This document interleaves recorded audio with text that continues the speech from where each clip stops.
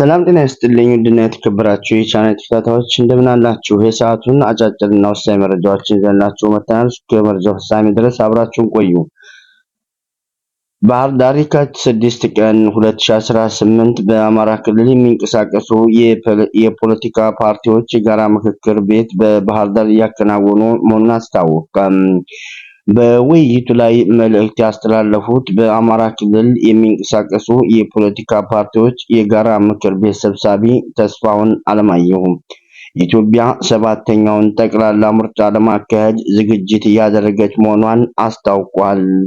ውይይቱ ሰላማዊ፣ ዲሞክራሲያዊ፣ ነፃና ፍትሃዊ ምርጫ ለማካሄድ ያለመ መሆኑንም ተናግረዋል።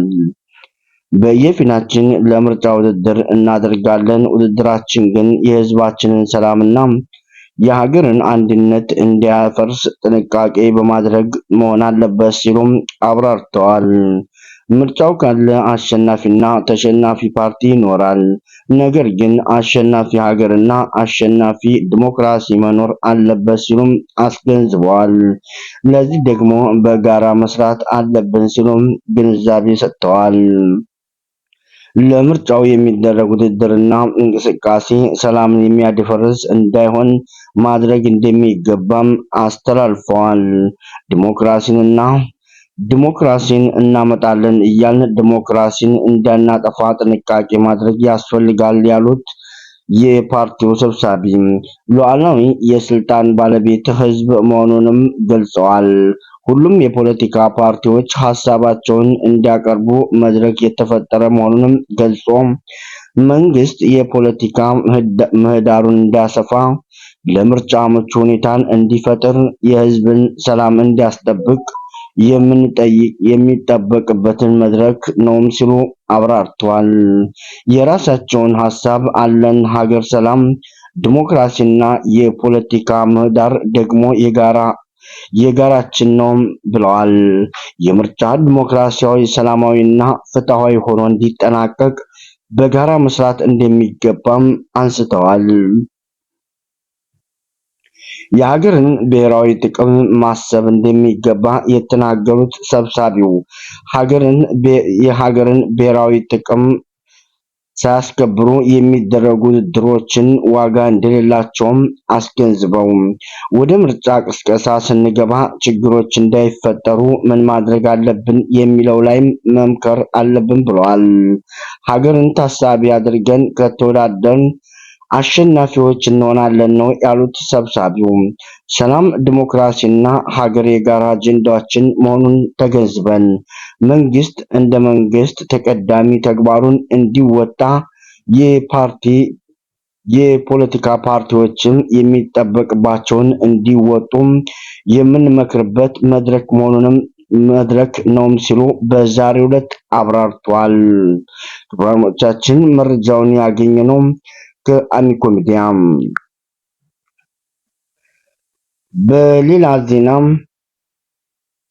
ወደ ሌላ ዜና አለፍ።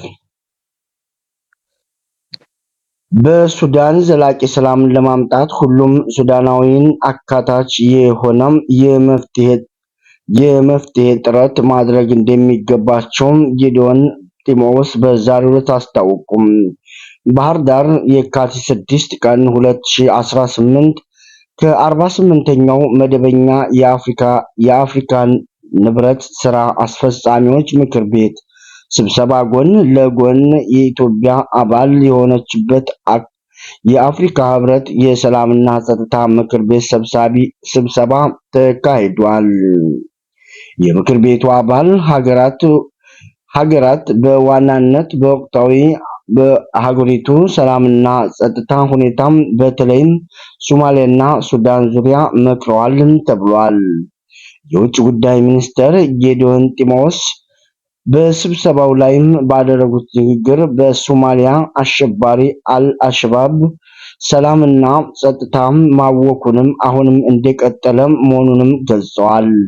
በቀጠናው ሰላምና ጸጥታ ለማስፈን ኢትዮጵያና ሌሎች ሀገራት ከፍተኛ መስዋዕትነት መክፈላቸውንም አስታውቀዋል።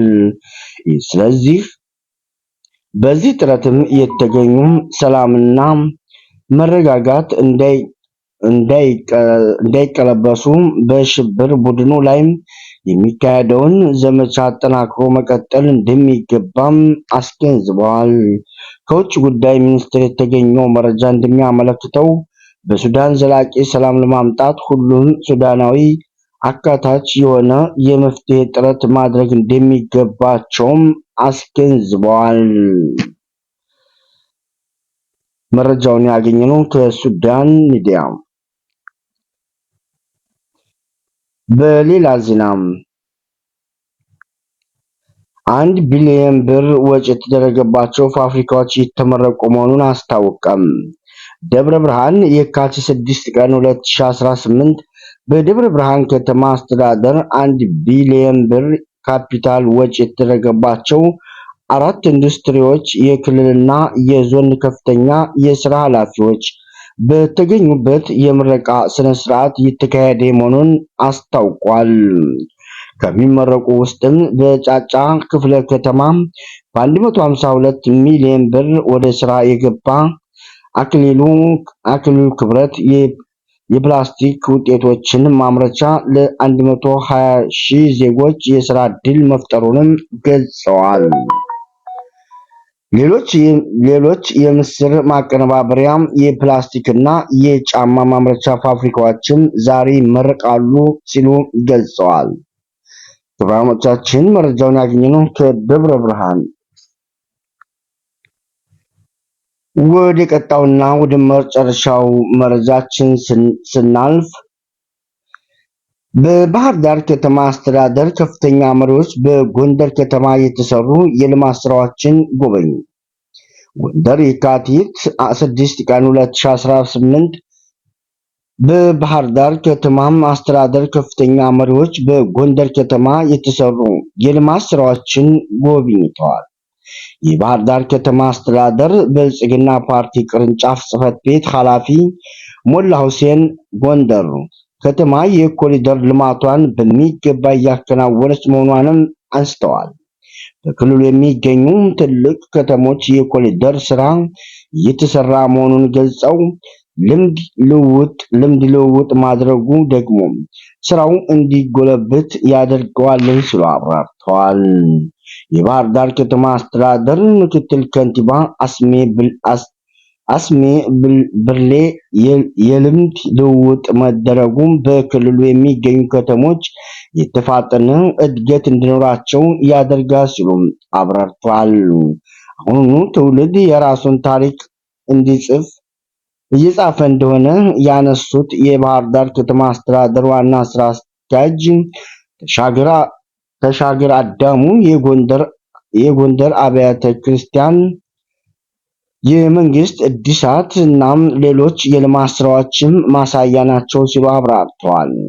በጎንደር ከተማ ተዘዋውረው ከተመለከቱም የልማት ስራ ለባህር ዳር ከተማ የሚሆነውን ተሞክሮ በመውሰድ በስራ ላይ እንደሚያውሉም አመልክቷል።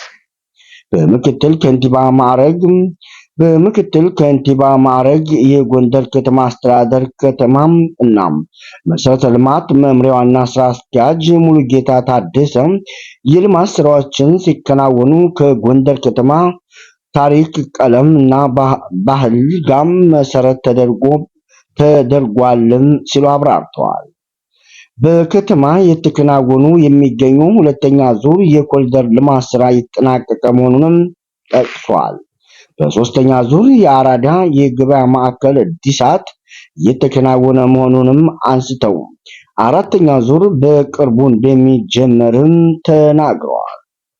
ተባሞቻችን መረጃውን ያገኘነው ከባህር ዳር ከተማ። ተባሞቻችን ለዛሬው ያዝንላችሁ መረጃ እስካሁን መስል ነበር። ነገ በአዲስ እና ትኩስ መረጃ እስከምንገናኝ መልካም ቆይታ